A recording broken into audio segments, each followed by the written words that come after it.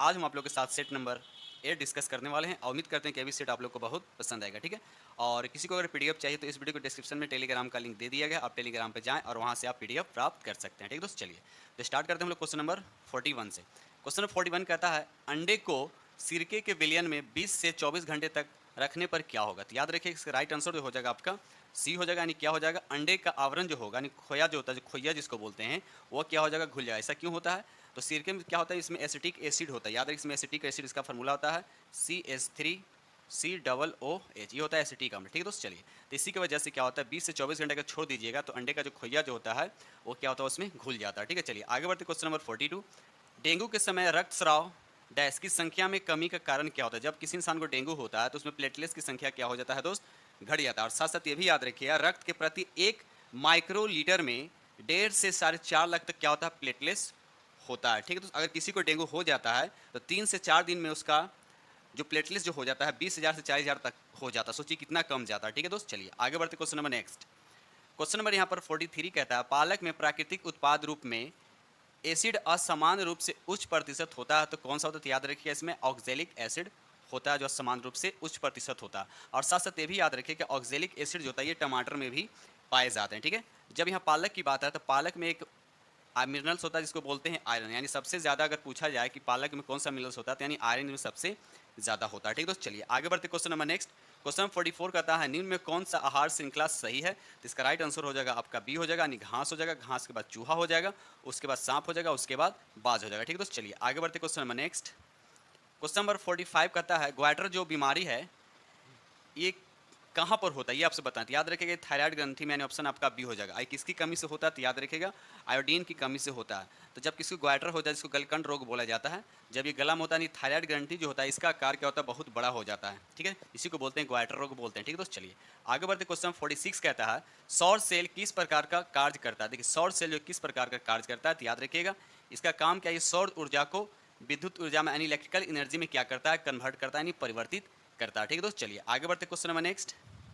ये रहा question number आपका 47 कहता है वायु में अपर्याप्त मात्रा में जीवाश्म ईंधनों के दहन के फलस्वरूप कौन सी गैस निर्मित। देखिए यहाँ पर अपर्याप्त लिखा हुआ है। ठीक है, तो जब भी वायु की अपर्याप्त मात्रा में किसी जीवाश्म ईंधन को जलाएंगे तो क्या बनता है, कार्बन मोनोऑक्साइड बनता है, यानी ऑप्शन आपका क्या हो जाएगा डी हो जाएगा। लेकिन अगर यहाँ पर रहता है कि वायु की पूर्ण मात्रा में यानी कंप्लीटली अगर बात लिखा रहता तब जाकर क्या बनता तो CO2 बनता। ठीक है दोस्त, तो अब रहा कि CO और CO में क्या डिफरेंस, ये क्या होता है नुकसानदेह होता है, ये ब्लड में आसानी से मिल जाता है, एक तरह से ब्लड को क्या करता है मतलब फाड़ देता है। ठीक है ना, मतलब ऑक्सीजन को रोक देता है ये पूरे बॉडी में पहुंचने से। ठीक है दोस्त, चलिए आगे बढ़ते क्वेश्चन नंबर 48।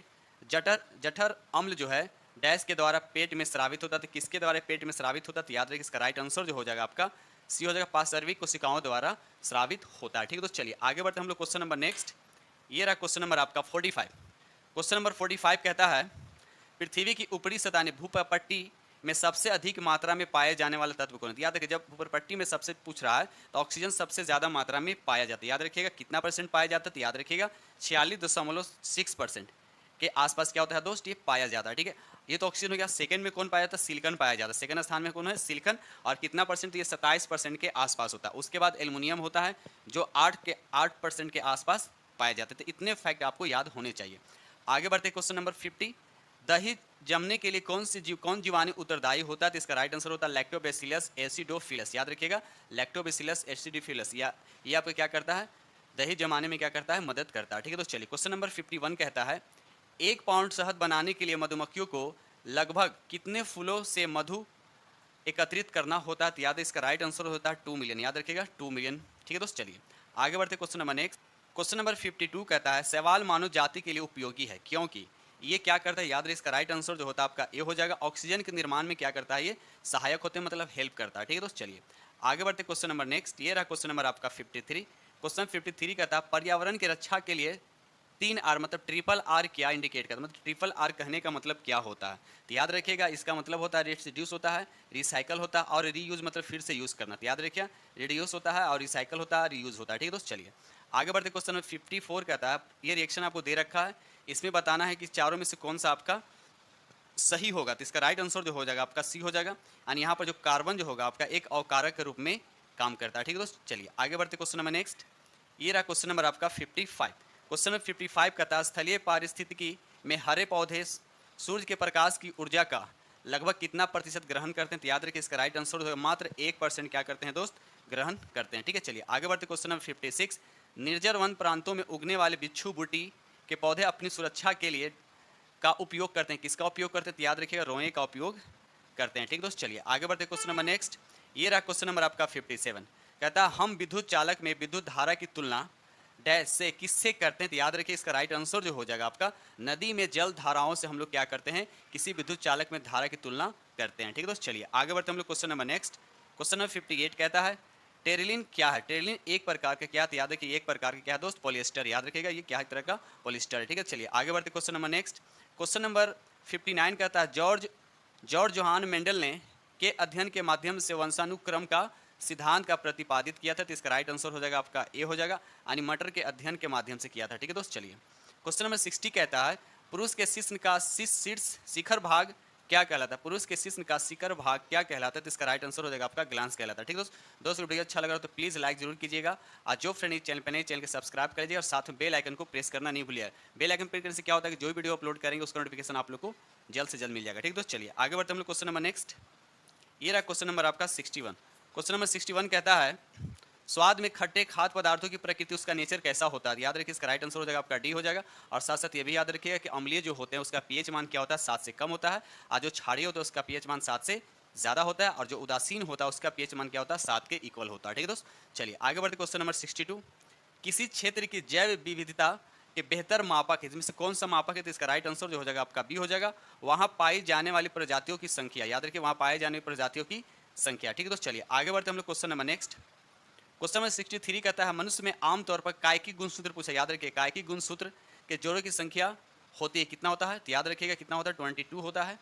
इसका राइट आंसर हो जाएगा बी, लेकिन आपसे पूछेगा कि मनुष्य में कुल जोड़ों की संख्या पूछेगा तो 23 होगा। अब ऐसा क्यों होता है? देखिए 22 जोड़ी जो कायिकी गुणसूत्र होता है ये मेल और फीमेल दोनों में सेम होता है, मेल और फीमेल दोनों में क्या होता है, सेम होता है। बाकी 23वां जोड़ी जो बची या 23वां जो जोड़ी है मेल में क्या होता है, मेल में होता है 100, फीमेल में क्या होता है 106 होता है। तो ये हो गया, तो इससे इसको ऐड कर देते हैं 22 में तो कितना होता है 23। तो ये दोनों क्या होते हैं, मेल और फीमेल में क्या होते हैं, अलग अलग होते हैं। ठीक है दोस्त, तो इस तरह से आप लोग याद रखिएगा। ठीक है, चलिए आगे बढ़ते हैं question number next. Question number 69 कहता है 65 कहता है सभी जीवों को व्हिटेकर 1969 द्वारा प्रस्तावित प्रणाली के तहत समूह में वर्गीकृत किया गया था। तो कितने पार्ट में इसको वर्गीकृत किया गया? तो याद रखिए इसका 5 भागों में क्या किया है दोस्त, वर्गीकृत किया गया है। ठीक है दोस्त, चलिए आगे बढ़ते क्वेश्चन नंबर 66 कहता है गैस और द्रव का सामान्य नाम क्या? देखिए दोनों को मिलाकर इसको बोलते हैं तरल बोलते हैं या द्रव बोल सकते हैं, जिसको इंग्लिश में बोलते हैं फ्लूइड। याद रखिएगा फ्लूइड में सिर्फ सॉलिड को हटा दीजिए, तो गैस और लिक्विड को हम क्या बोलते हैं, तो फ्लूइड बोलते हैं। यानी राइट आंसर आपका बन जाएगा ए हो जाएगा। ठीक है दोस्त, चलिए आगे बढ़ते क्वेश्चन नंबर नेक्स्ट। ये रहा क्वेश्चन नंबर आपका 67। क्वेश्चन 67 का था शुक्र का वायुमंडल किस अम्ल से बना होता है? तो याद रखिएगा इसका राइट आंसर आपका ए हो जाएगा, यानी सल्फ्यूरिक अम्ल का बना होता है, जिसका फार्मूला होता है H2SO4 होता है। ठीक है, साथ साथ भी याद रखिएगा H2SO4 सल्फ्यूरिक एसिड जो होता है सबल अम्ल होता है, मतलब स्ट्रॉन्ग एसिड होता है। स्ट्रॉन्ग एसिड में 3 आते हैं, सल्फ्यूरिक एसिड, नाइट्रिक एसिड और हाइड्रोक्लोरिक एसिड। याद रखिएगा, चलिए आगे बढ़ते क्वेश्चन नंबर नेक्स्ट। ये रहा क्वेश्चन नंबर आपका 69। क्वेश्चन नंबर 69 कहता है ध्वनि प्रदूषक डैश में मापा, यानी ध्वनि प्रदूषण को किस में मापा जाता है? तो इसका राइट आंसर हो जाएगा आपका ए हो जाएगा, यानी डेसिबल में मापा जाता है। ठीक है दोस्त, चलिए आगे बढ़ते क्वेश्चन नंबर 69 कहता है मैलाकार्ड जो है अयस्क है, बताने कि मैलाकार्ड जो अयस्क है किसका अयस्क है? याद रखिएगा तांबा का अयस्क है। ठीक है दोस्त, चलिए आगे बढ़ते क्वेश्चन नंबर 70। क्वेश्चन नंबर 70 कहता है रक्त का इनमें कौन सा घटक ऑक्सीजन का परिवहन करता है? तो इसका राइट आंसर हो जाएगा आपका ए हो जाएगा RBC। क्या हो जाएगा दोस्त, RBC। ठीक है, चलिए आगे बढ़ते, और RBC पूछा है कि RBC का इसका जीवन काल कितना होता है? तो याद रखिए 120 दिन होता है। ठीक है दोस्त, चलिए आगे बढ़ते क्वेश्चन नंबर नेक्स्ट। ये रहा क्वेश्चन नंबर आपका 71। क्वेश्चन नंबर 71 कहता है ऑप्थेल्मोलॉजिस्ट किसका उपचार करता है? तो याद रखिए इसका राइट आंसर जो हो जाएगा डी हो जाए, आंख का उपचार करता है। ठीक है दोस्त, चलिए आगे बढ़ते क्वेश्चन नंबर 72 कहता है इनमें कौन सा विषाणु जनित रोग है जो विषाणु के द्वारा मतलब वायरस के कारण होने वाला डिजीज बताना है आपको? तो याद रखिए खसरा जो बीमारी है ये विषाणु से मतलब वायरस से होने वाला क्या है, डिजीज है। ठीक है दोस्त, चलिए आगे बढ़ते क्वेश्चन नंबर नेक्स्ट। ये रहा क्वेश्चन नंबर आपका 73 कहता है हवा से कांच में, मतलब हवा क्या हो गया, विरल माध्यम हो गया, और कांच हो गया सघन माध्यम हो गया। ठीक है, तो हवा से कांच के प्रिज्म में प्रवेश करने पे प्रकाश किरण किस प्रकार झुकेगी? तो याद रखिएगा जब विरल माध्यम से सघन माध्यम में जब प्रकाश एंट्री करता है तो क्या था, अभिलंब की ओर मुड़ जाती है। तो आंसर क्या हो जाएगा आपका, अभिलंब की ओर मुड़ जाती है। लेकिन अगर यही पूछता है कि सघन से अगर विरल में जाएगा, सघन से विरल में जाएगा तो वो अभिलंब से क्या होता, दूर भागता। तो ये दो फैक्ट जो है आप लोग को याद होने चाहिए। ठीक है दोस्त, चलिए आगे बढ़ते हम लोग क्वेश्चन नंबर नेक्स्ट। ये रहा क्वेश्चन नंबर आपका 74। क्वेश्चन नंबर 74 का था पीतल पूछा जा रहा है, पीतल के विषय में निम्नलिखित में से सत्य कथन चुनिए। पीतल क्या, याद सिंपल से मिश्र धातु है, मिश्र धातु है जो कॉपर और जिंक से बना है, याद रखिए कॉपर और जिंक से। तो ऑप्शन कौन सा हो जाएगा? तो पहले तो मिश्र धातु है तो ए और बी तो होगा ही नहीं, तो देखा जाए कॉपर और जिस जस्ता यानी जस्ता को जिंक कहते हैं, यानी राइट आंसर आपका क्या हो जाएगा?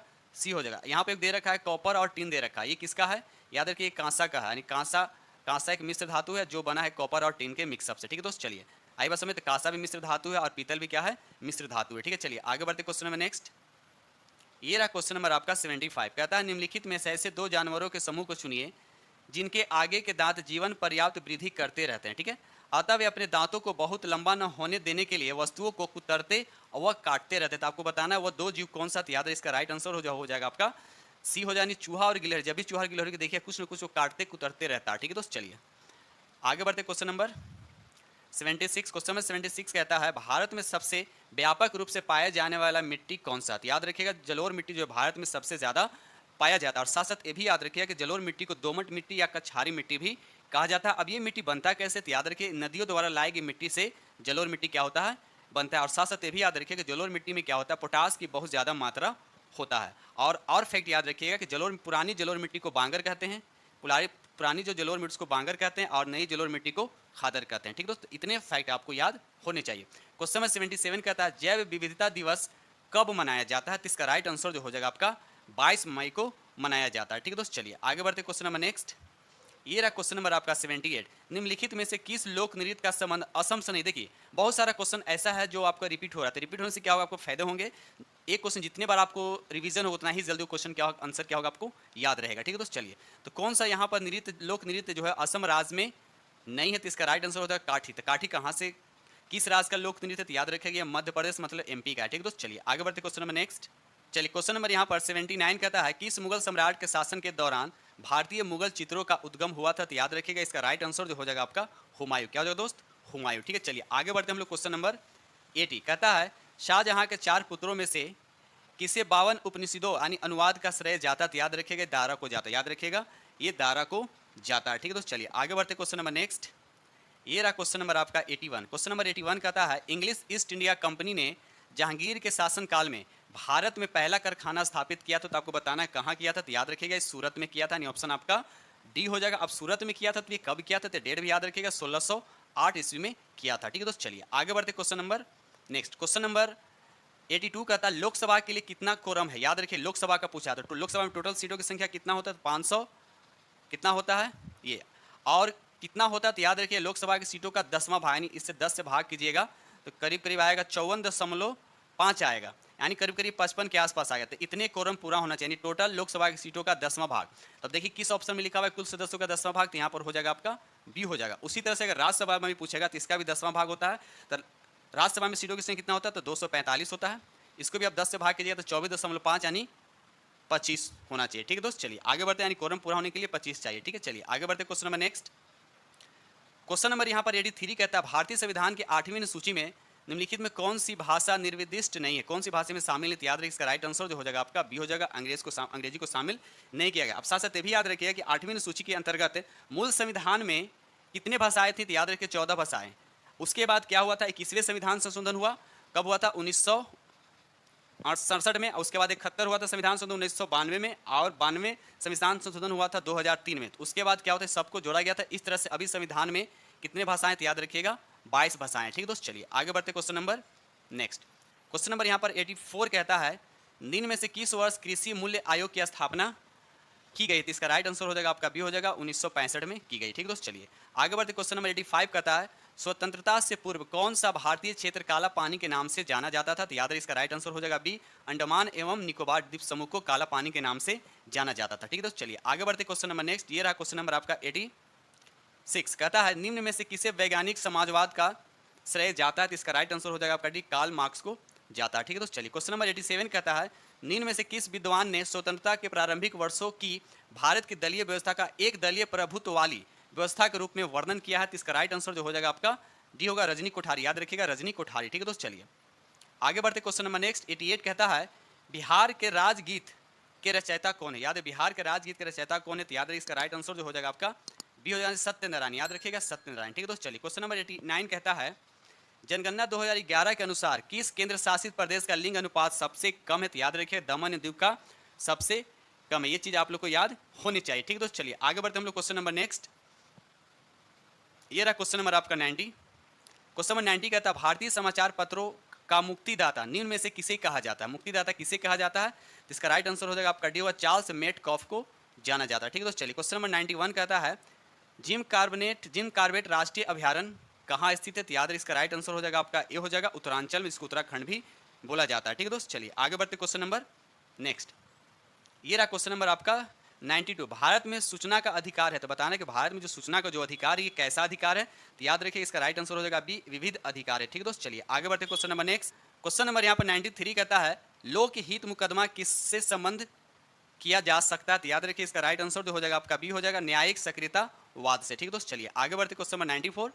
आर्थिक नियोजन संबंधित है, तो बताना है कि आर्थिक नियोजन जो है यह किससे संबंधित है? तो इसका राइट आंसर जो हो जाएगा आपका सी हो जाएगा समाजवादी एवं मिश्रित दोनों अर्थव्यवस्था से क्या है संबंधित है। ठीक है दोस्त, चलिए आगे बढ़ते हैं क्वेश्चन नंबर नेक्स्ट। ये रहा क्वेश्चन नंबर आपका 95। ठगों का उन्मूलन किसके नेतृत्व में हुआ था? तो इसका राइट आंसर हो जाएगा कैप्टन स्लीमैन के नेतृत्व में हुआ था। ठीक है दोस्त, चलिए क्वेश्चन नंबर 96 कहता है स्वाधीनता के पुत्र एवं पुत्रियां नामक संस्था स्थापित की गई थी, तो किसके दौरान स्थापित की गई थी? तो याद रखिए इसका राइट आंसर जो हो जाएगा आपका सी अमेरिकी स्वतंत्रता संग्राम के दौरान संस्था का स्थापित की गई थी। ठीक है दोस्त, चलिए आगे बढ़ते क्वेश्चन नंबर नेक्स्ट। ये रहा क्वेश्चन नंबर आपका 97। क्वेश्चन नंबर 97 कहता है कितने यामांतर के साथ साथ अंतर्राष्ट्रीय दिनांक रेखा निर्धारित की गई? याद रखिए इसका राइट आंसर हो जाएगा आपका डी हो जाएगा। एक बात करें अगर हम ईस्ट की तरफ जाएंगे, ठीक है, तो क्या हो जाएगा ऐड हो जाएगा, समय को क्या करना पड़ेगा ऐड करना पड़ेगा। अगर हम वेस्ट की तरफ जाएंगे तो समय को क्या करना पड़ेगा आपको माइनस करना पड़ेगा। तो ये चीज़ें आपको ध्यान रखना है। 98 कहता है कौन सा अनुच्छेद राष्ट्रपति शासन लगाने हेतु निर्दिष्ट करता है? तो याद रखिए इसका राइट आंसर हो जाएगा आपका बी हो जाएगा अनुच्छेद 256। ठीक है दोस्त, चलिए 356 याद रखिएगा 356। क्वेश्चन नंबर 99 कहता है समान नागरिक संहिता का उल्लेख किस अनुच्छेद में है? तो याद रखिए इसका राइट आंसर हो जाएगा अभी अनुच्छेद कितना? तो 44 में है। ठीक है दोस्त, अनुच्छेद कितना में है? तो 44 में। ठीक है, चलिए क्वेश्चन नंबर 100 कहता है गौतम बुद्ध का जन्म स्थल बताना। तो याद लुम्बिनी, याद रखिए कहाँ हुआ था?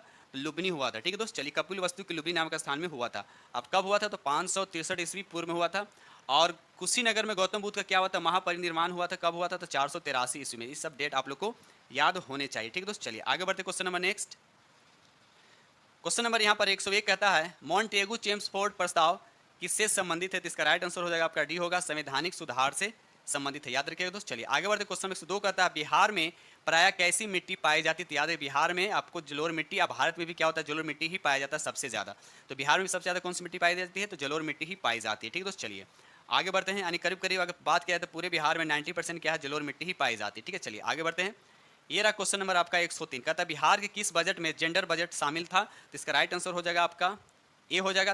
यानी 2008 से 2009 में जेंडर बजट क्या था दोस्त? शामिल था। चलिए आगे बढ़ते 104 कहता है चंपारण कृषक जांच समिति का सदस्य निम्नलिखित में से कौन नहीं था? तो इसका राइट आंसर हो जाएगा सी अनुग्रह नारायण नहीं था। ठीक है दोस्त, चलिए आगे बढ़ते हैं question number next.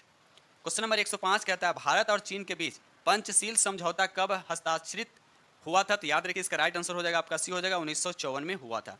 Question number 106 कहता है पृथ्वी का एकमात्र प्राकृतिक उपग्रह तो कौन है? तो याद रखिए वो कौन है? चंद्रमा है। ठीक दोस्त, चलिए क्वेश्चन नंबर 107 कहता है पृथ्वी की सतह का कितना भाग समुद्र तल से प्राप्त है? तो याद रखिएगा 29% क्या दोस्त प्राप्त है। आगे बढ़ते क्वेश्चन नंबर, चलिए क्वेश्चन नंबर 108 कहता है कोयला किस प्रकार का चट्टान है? तो याद रखिए कोयला जो है सादी चट्टान है। याद रखिएगा क्वेश्चन नंबर 109 कहता है बिहार में पहला अधिवेशन कहाँ हुआ था? तो याद रखिए बांकीपुर में हुआ था। अब कब हुआ था? तो 1912 में। इसकी अध्यक्षता कौन किया था? तो याद रखिएगा बहादुर रघुनाथ सिंह मुधोलकर। याद रखिएगा दोस्त, चलिए आगे बढ़ते क्वेश्चन नंबर नेक्स्ट। चलिए क्वेश्चन नंबर यहाँ पर आते हैं हम लोग 110। क्वेश्चन नंबर 110 कहता है वह हड़प्पाकालीन नगर जिसका प्रतिनिधित्व लोथल का पुरातत्व स्थल करता है किस नदी तट पर स्थित है? तो याद रखिए इसका 110 का आंसर हो जाएगा भोगवा नदी पे। याद रखिएगा भोगवा नदी पे। ठीक है दोस्त, चलिए आगे बढ़ते question number next. Question number 111 कहता है निम्न में से अजातशत्रु के वंश का क्या नाम था? तो इसका राइट आंसर हो जाएगा आपका डी होगा हर्यक वंश। याद रखिएगा हर्यक वंश। ठीक है दोस्त, चलिए आगे बढ़ते क्वेश्चन नंबर 112। क्वेश्चन नंबर 112 कहता है निम्न में किस वंश की शासिका रानी दिद्दा थी? किस वंश की थी? तो याद है इसका राइट आंसर हो जाएगा आपका 112 का डी हो जाएगा यानी उत्पल वंश के। याद रखिएगा उत्पल वंश के। ठीक है दोस्त, चलिए क्वेश्चन नंबर 113 कहता है कि अंडर 19 महिला T20 विश्व कप का पहला संस्करण किस देश ने जीता है? याद रखिए इसका राइट आंसर जो हो जाएगा आपका भारत ने जीता है। याद रखिएगा भारत ने जीता है। ठीक है दोस्त, चलिए किसे हराकर? तो इंग्लैंड को हराकर। चलिए आगे बढ़ते question number next. Question number यहाँ पर 114 कहता है फीफा विश्व कप 2026 की मेजबानी का अधिकार किस देश ने जीता? तो याद रखिए तीनों देश ने, अमेरिका ने भी, मेक्सिको ने भी, यानी कि रानी जो फीफा विश्व कप 2026 में जो होने वाला है ये तीनों देश में होगा। तो इसके अनुसार आंसर हो जाएगा आपका डी हो जाएगा। ठीक है दोस्त, चलिए आगे बढ़ते क्वेश्चन नंबर 115।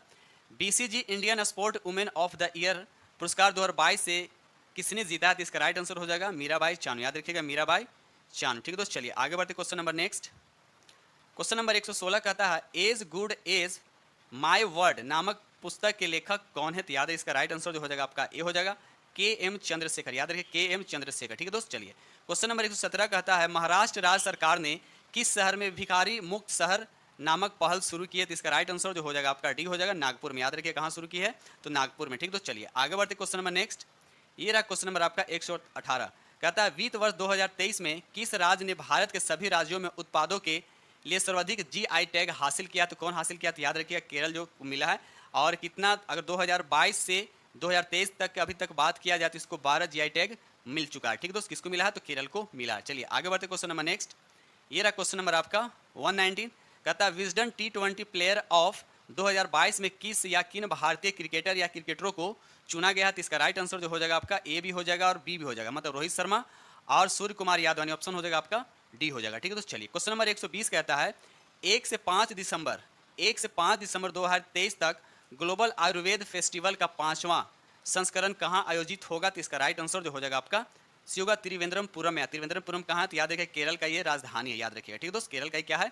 कैपिटल है। तो इस तरह से हमने आप लोग के साथ ATMC को डिस्कस किया हूं और उम्मीद करता हूं कि ये सेट आप लोग को बहुत पसंद आएगा। अगर पसंद आए तो प्लीज़ लाइक जरूर कीजिए, आप लोग लाइक नहीं करते हैं दोस्त। और जो फ्रेंड इस चैनल पे नए हैं इस चैनल को सब्सक्राइब कीजिएगा और साथ में बेल आइकन को प्रेस करना नहीं भूलिएगा, क्योंकि जो भी वीडियो अपलोड करेंगे उसका नोटिफिकेशन आप लोग को जल्द से जल्द मिल जाएगा। ठीक है दोस्तों, इसी के साथ हम वीडियो करते हैं समाप्त और मिलते हैं आप लोग से नेक्स्ट वीडियो में। तब तक के लिए थैंक यू।